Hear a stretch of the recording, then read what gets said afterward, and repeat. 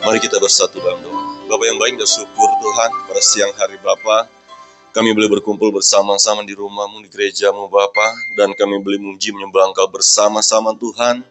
Ini semua anugerah-Mu, kasih-Mu Tuhan, kepada kami anak-anak-Mu Tuhan. Dan selanjutnya Tuhan, kami mendengarkan kebenaran firman-Mu, jamah telinga kami, jamah hati kami, sehingga kami sungguh menangkap firman-Mu, percayakan firman-Mu, dan kami mengalami kuasa firman-Mu Tuhan. Kami mematahkan, menghancurkan setiap roh yang tidak berasal dari Allah, untuk mengganggu, menghambat, mencuri setiap benih firman Tuhan yang ditaburkan tempat ini. Kami ikat dalam roh, kami patahkan, hancurkan kuasanya. Kami buang neraka dalam nama Yesus. Tuhan memberkati benih firman-Mu, boleh jatuh di tanah yang baik, sehingga tumbuh dengan suburnya, menghasilkan buah-buah yang lebat menyenangkan hati-Mu. Hanya di dalam nama Tuhan Yesus Kristus kami berdoa. Kita yang mengatakan, amin. Shalom, selamat duduk baik Tuhan. Shalom, selamat hari Minggu, selamat siang. Mari saya mengajak kita untuk membuka firman Tuhan dalam perjanjian lama. 1 Samuel pasal 17, ayat 32 sampai ayatnya ke-39. 1 Samuel pasal 17, ayat 32 sampai ayatnya yang ke-39.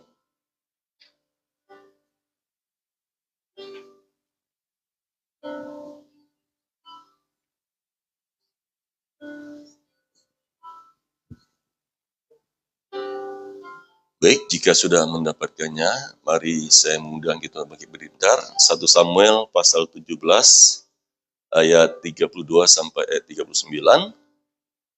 Baik, mari saya mengundang kita berdiri semuanya. Mari kita bersama, kita katakan bersama dengan saya percaya bahwa Alkitab ini adalah firman Allah.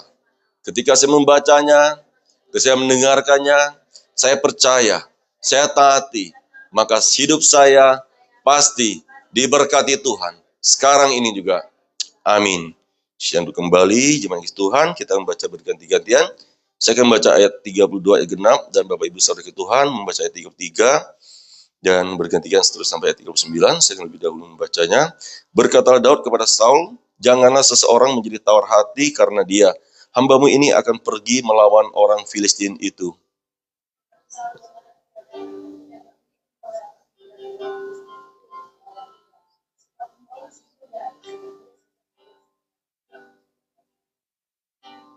Tetapi berkatalah Daud kepada Saul, hambamu ini biasa menggembalakan kambing domba ayahnya apabila datang singa atau beruang yang mencengkam seekor domba dari kawanannya.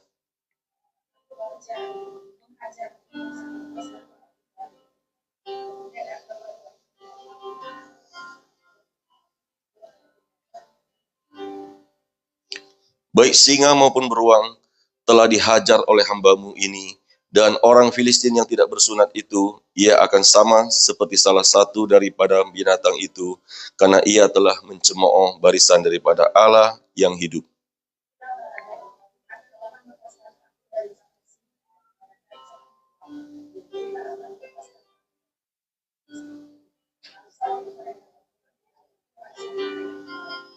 Lalu Saul mengenakan baju perangnya kepada Daud, ditaruhnya ketopong tembaga di kepalanya, dan dikenakannya baju sirah kepadanya.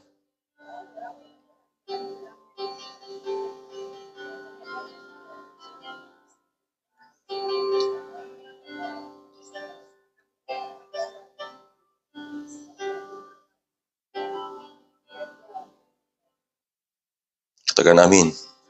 Ya, kita bersyukur pada minggu hari ini, siang hari ini, kita boleh mendengarkan firman Tuhan pada siang hari ini, ya, di mana kita membaca firman Tuhan ini tentang peperangan orang Filistin melawan orang Israel. Ya, gimana orang Israel semuanya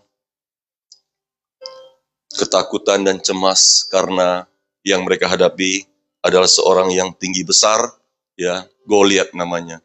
Ya, kata firman Tuhan mengatakan dalam ayat 17 ayat 1, saya bacakan untuk kita semuanya. Orang Filistin mengumpulkan tentaranya untuk berperang. Mereka berkumpul di Soko yang di tanah Yehuda dan berkemah antara Soko dan Azeka di Epes Daming. Saul dan orang-orang Israel juga berkumpul dan berkemah di lembah Tarbanting. Mereka mengatur barisan perangnya berhadapan dengan orang Filistin. Orang Filistin berdiri dekat bukit sebelah sini dan orang Israel berdiri di bukit sebelah sana, dan lembah ada di antara mereka. Lalu tampillah keluar seorang pendekar dari tentara orang Filistin, namanya Goliat. Dari Gad, tingginya 6 hasta sejengkal. Ya, kita melihat di sini mereka dapat tantangan, yaitu seorang pendekar yang namanya Goliat, tingginya 6 hasta sejengkal, kata firman Tuhan. Dan kita melihat apa yang direspon oleh orang Israel itu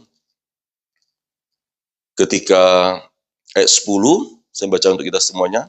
Pula kata orang Filistin itu, aku menantang hari ini barisan Israel, berikanlah kepadaku seorang supaya kami berperang seorang lawan seorang.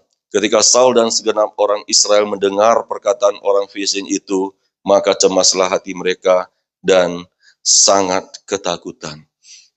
Ya, kita melihat di sini firman Tuhan mengatakan, ketika orang Israel itu mendengar perkataan orang Filistin itu, ya tantangan daripada orang Filistin itu, maka Saul dan segenap orang Israel mendengar perkataan orang Filistin itu, maka cemaslah hati mereka dan sangat ketakutan. Ya, mungkin zaman sekarang kita ini, ya kita tidak berhadapan dengan Goliat, tetapi kita menghadapi masalah persoalan yang begitu besar, ya membuat kita cemas, membuat kita khawatir, dan tidak sedikit membuat kita takut. Tetapi firman Tuhan pada siang hari ini, ya jangan tawar hati. Ya, percaya saja bahwa seorang Daud yang boleh dipakai Tuhan untuk menguatkan Raja Saul dan juga bangsa Israel itu.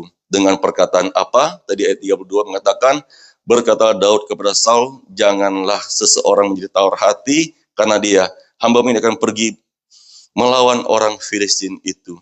Ya, perkataan Daud ini menguatkan Raja Saul dan orang Israel, bangsa Israel. Tetapi kita melihat baru saja Daud mengatakan jangan menjadi tawar hati seseorang. Tetapi langsung dibalas perkataan daripada Raja Saul itu apa? Ayat 33, tetapi Saul berkata kepada Daud, tidak mungkin engkau dapat menghadapi orang Filistin itu untuk melawan dia. Sebab engkau masih muda, sedang dia sejak dari masa mudanya telah menjadi prajurit. Ya. Baru saja Daud mengatakan jangan seseorang menjadi tawar hati, tetapi Saul, ya, Saul ini yang sudah terlanjut ketakutan, ya, kecemasan, malah dia juga ingin membuat Daud itu apa? Tawar hati. Ya, perkataan Saul ini yang ingin membuat Daud ini tawar hati. Ya, seharusnya dia seorang raja ini mengatakan, ya, siap kita, ya. Ini seorang raja, tetapi malah dia ingin menjatuhkan Daud. Malah ingin dia apa?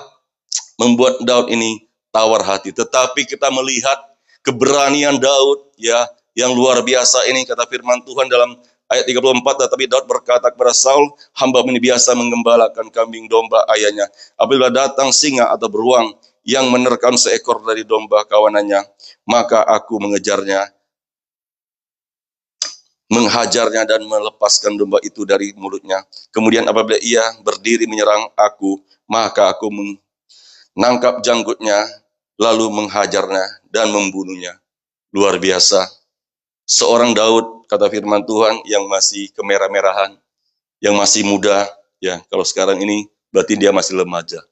Tetapi kesaksiannya luar biasa, ya. Dia bersaksi kepada Raja Saul bahwa dia biasa menggembalakan domba ayahnya, dan apabila datang beruang atau singa, maka dia menangkap janggutnya, bahkan dia menghajarnya, bahkan dia membunuhnya.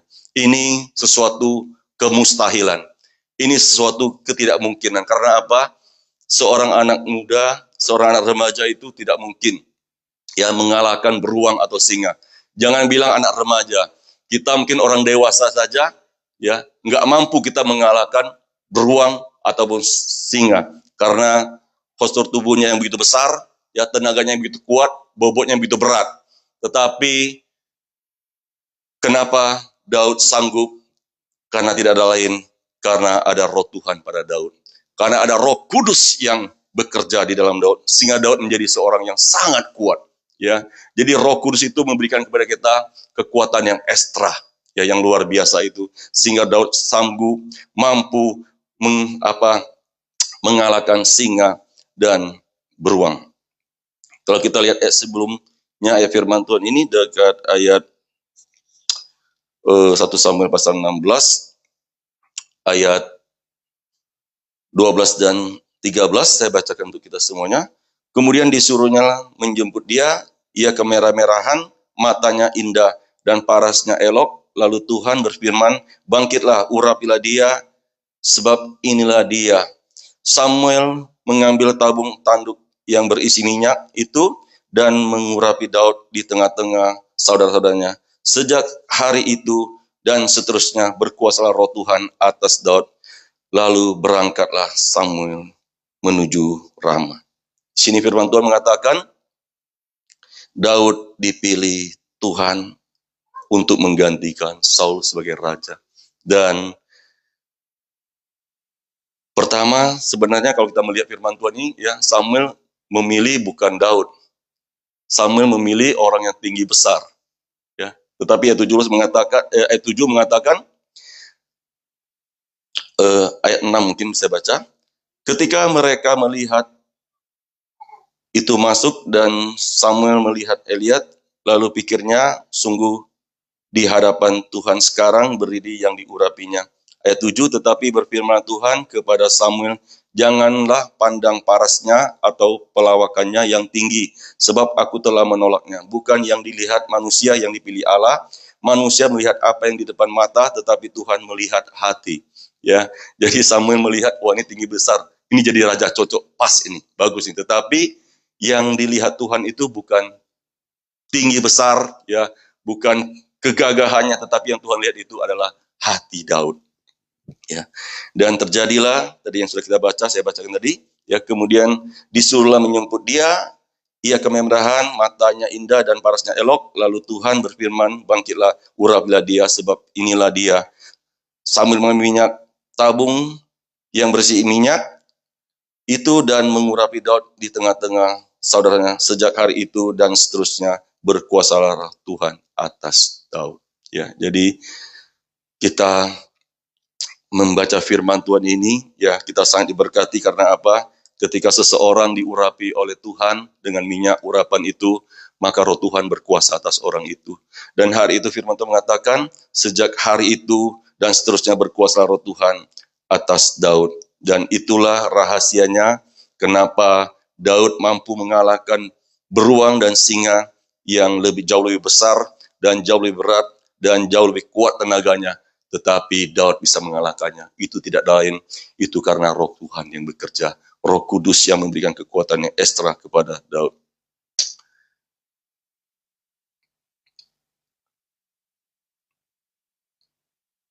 Ayat 36, 1 Samuel 17 ayat 36, baik singa maupun beruang telah dihajar oleh hambamu ini, dan orang Filistin yang tidak bersunat itu, ia akan sama seperti salah satu daripada binatang itu, karena ia telah mencemooh barisan daripada Allah yang hidup.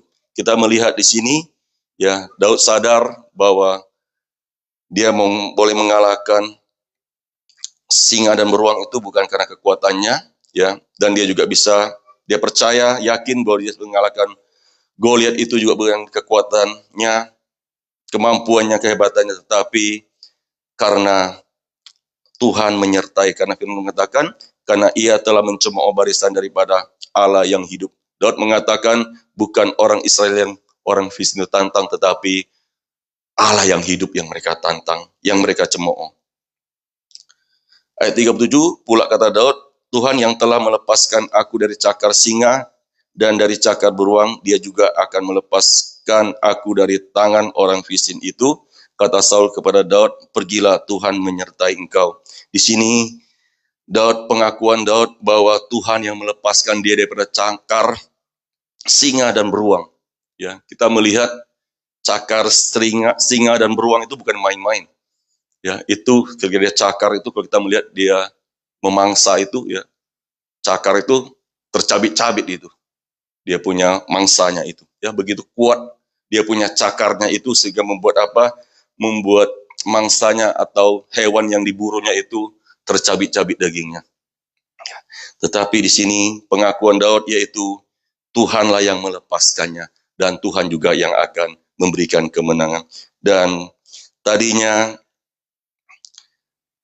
Raja Saul yang tadi sempat mau membuat Daud tidak semangat, membuat dia tawar hati, tetapi sekarang dia mengatakan, ya sekarang pengakuan Saul itu, yaitu kata Saul kepada Daud, pergilah Tuhan menyertai engkau.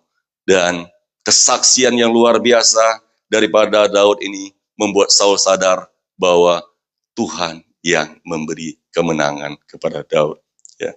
Dan kita percaya dalam hidup ini kita tidak luput dari masalah, persoalan, tantangan, tetapi percayalah masalah, tantangan ini yang kita hadapi ketika kita percaya kepada Tuhan, maka Tuhan akan berikan kita kemenangan. Ya, Daud tidak melihat masalah. Daud tidak lihat Goliat yang badan besar tinggi itu. Ya, Daud tidak melihat beruang dan singa itu yang besar itu, tetapi dia melihat Tuhan. Dia percaya, benar percaya kepada Tuhan. Dan luar biasa, ketika Daud percaya kepada Tuhan, maka Tuhan memberikan Daud kemenangan demi kemenangan. Ya, kalau kita melihat dia ada 8 bersaudara laki-lakinya. Ya, ada 3 yang sudah menjadi prajurit perang. Ya. Dan ternyata Daud ini adalah anak bungsu. Dan ternyata yang lihat khotbah sekarang juga adalah anak bungsu. Ya, tetapi ya yang khotbah ini nggak mungkin jadi Daud. Ya, nggak mungkin. Ya, cuman hanya persis sama dengan anak bungsu. Ya, jadi ternyata bisa ya apa yang dipandang ya tidak terpandang oleh manusia mungkin ya, atau yang busu yang terakhir yang bontot mungkin, tapi Tuhan pilih, Tuhan pakai ya apa yang dipandang rendah oleh manusia, tetapi percayalah kalau Tuhan memanggil engkau, Tuhan memilih engkau, maka Tuhan juga akan memampukan. Ya, Tuhan akan memberi kemenangan demi kemenangan. Percayalah Bapak Ibu Tuhan. Kemarin saya baru pulang ke Pinang, ya acara ulang tahun orang tua saya, ibu saya, mama saya. Dan saya bersyukur ya, karena memang saya paling bungsu, tetapi kayaknya saya paling dihormati. Ya, karena apa? Saya seorang hamba Tuhan atau seorang pendeta. Ya, mereka belum, ya, dan saya sangat dihormati. Ketika ulang tahun, mau potong kue, ya, maka saya yang dipanggil oleh bapak saya, suruh alay doakan mama, katanya seperti itu. Ya, saya sangat senang mendengarkannya. Mungkin harusnya panggil anak sulung ya untuk doakan ibu seperti itu atau mama ya. Tetapi yang dipilih itu adalah anak bungsu. Ya, anak bungsu doakan seperti itu. Ya, dan puji Tuhan, saya yang adalah anak bungsu ya boleh menjadi berkat dari keluarga saya. Saya mendoakan orang tua saya, mendoakan adik-beradik saya, ya, kakak-kakak saya, abang-abang saya, ipar saya doakan selesai. Dan sudah selesai, kakak saya yang sulung mengatakan, kok kamu nggak doakan anak angkat mama, katanya. Ya, ada anak angkat ibu saya yang hadir juga hari itu. Kok kamu nggak doakan anak angkat mama, katanya seperti itu. Saya bilang, oh Tuhan tahu, saya bilang. Ya, Tuhan sudah jawab doa semuanya, Tuhan diberkati semuanya. Dan setelah selesai, besoknya saya datang ke rumah kakak saya nomor 3, ya, yang urutan nomor 3 dari sulung, kedua, ketiga. Dan suaminya sudah menjadi orang Kristen, ya, dan dibaptis baru tidak lama ini. Dan kakak saya belum, tetapi mereka mulai mencari Tuhan, ingin mencari Tuhan seperti itu. Kakak saya mengatakan, saya dulu pikir menjadi orang Kristen ini gampang-gampang, katanya. Ya, ternyata kalau saya pikir ini jadi orang Kristen ini nggak gampang loh, katanya. Harus baca firman, katanya. Harus berdoa, katanya. Banyak sekali loh, dia bilang. Saya bilang, sebenarnya nggak susah, saya bilang. Yang susah itu kita pikirkan, saya bilang. Ketika kita pikirkan, maka kita akan apa? Merasakan rumit, merasakan susah. Ya, karena apa kita pikirkan? Ya, kita pikirkan harus baca firman, berdoa. Karena kita pikirkan, sebenarnya kalau kita lakukan, itu nggak sulit. Yang sulit itu pikiran kita.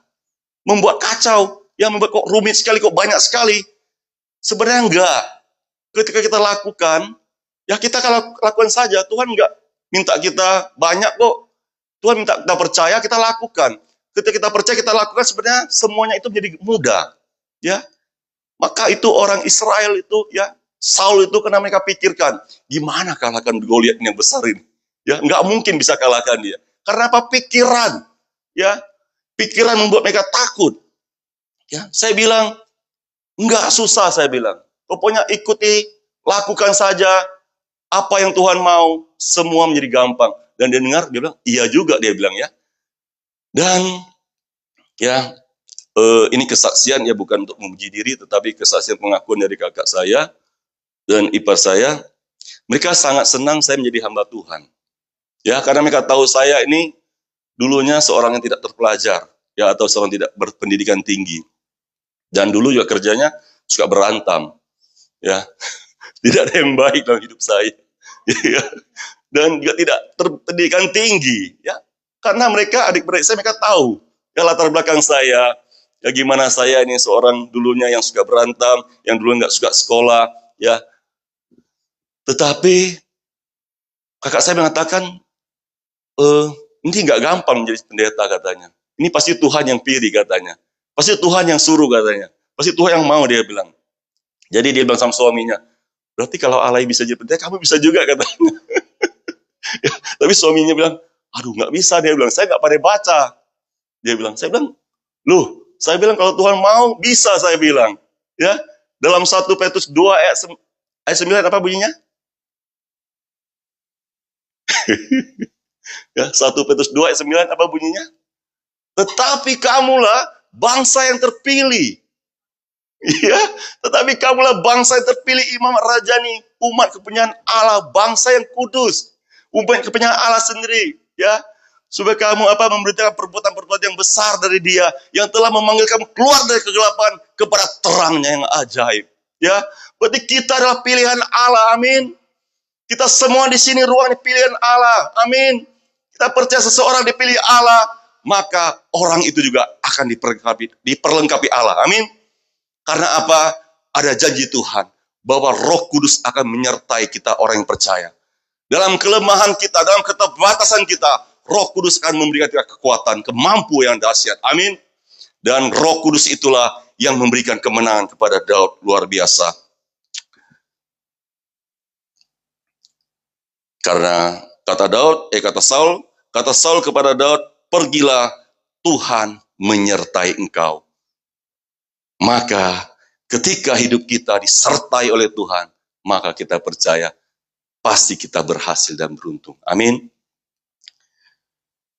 Ayat 38, lalu Saul mengenakan baju perangnya kepada Daud, ditaruhnya ketopong tembaga di kepalanya, dan dikenakannya baju zirah kepadanya.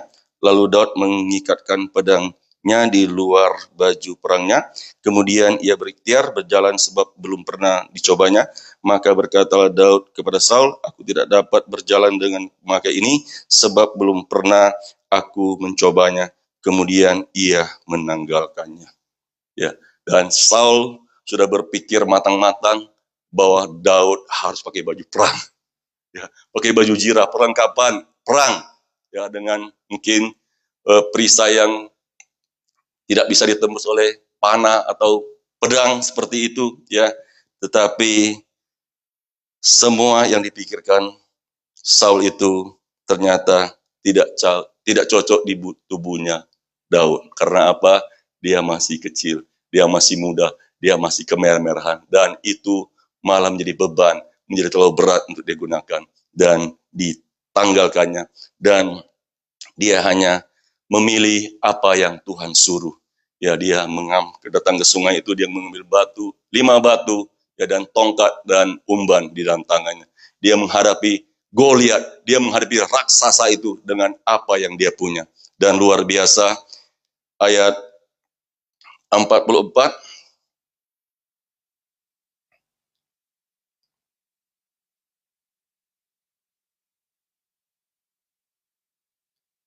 ayat 43 lebih baik saya baca untuk kita.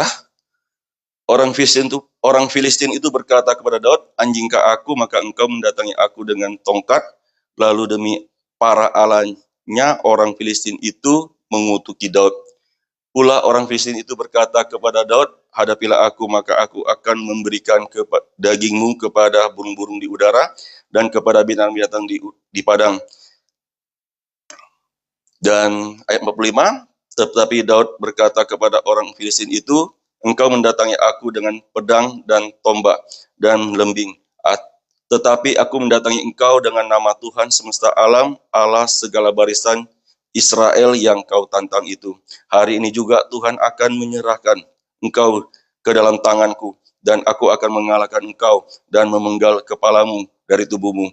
Hari ini juga aku akan memberikan mayatmu dan mayat tentara orang Filistin kepada burung-burung di udara dan kepada binatang-binatang liar, supaya seluruh bumi tahu bahwa Israel mempunyai Allah, dan supaya segenap jemaat ini tahu bahwa Tuhan menyelamatkan bukan dengan pedang dan bukan dengan lembing, sebab di tangan Tuhanlah pertempuran, dan ia pun menyerahkan kamu ke dalam tangan kami." Sini kita melihat ya perkataan orang Filistin, yaitu Goliat dengan Daud, dan orang Filistin itu mengutuki Daud dengan arah dewa mereka, Allah mereka, dan Daud tidak takut. Daud membalasnya, yaitu dengan pengakuan imannya bahwa orang Filistin ini Goliat ini telah menantang Allah Israel, tetapi dengan kehebatan Tuhan itu, dia tidak perlu pakai pedang, lembing, tetapi dengan kuasa Tuhan. Sebab dalam tangan kuasa Tuhanlah itu memberi kemenangan. Dan ayat 48, ketika orang Filistin itu bergerak maju untuk menemui Daud, maka segeralah Daud berlari ke barisan musuh untuk menemui orang Filistin itu.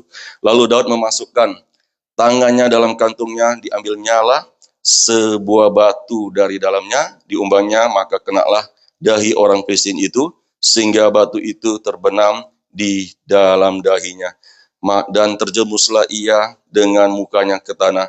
Demikianlah Daud mengalahkan orang Filistin itu dengan umban dan batu. Ia mengalahkan orang Filistin itu dan membunuhnya tanpa pedang di tangan.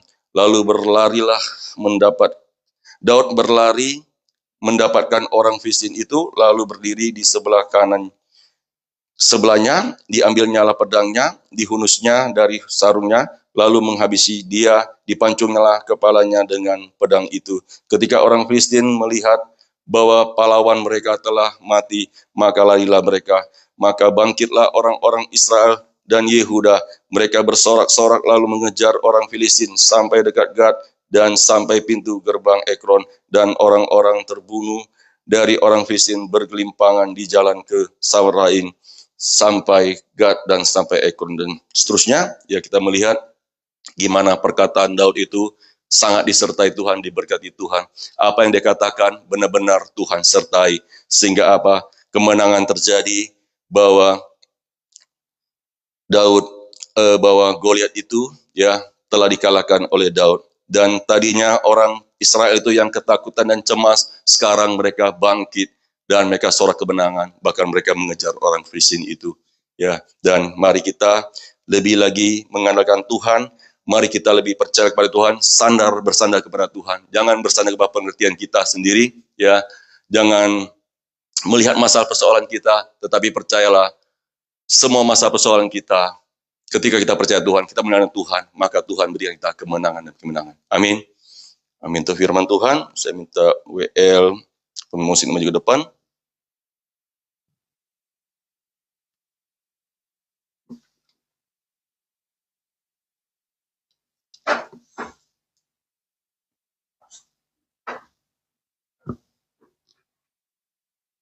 Kita nyanyikan lagu penyanyi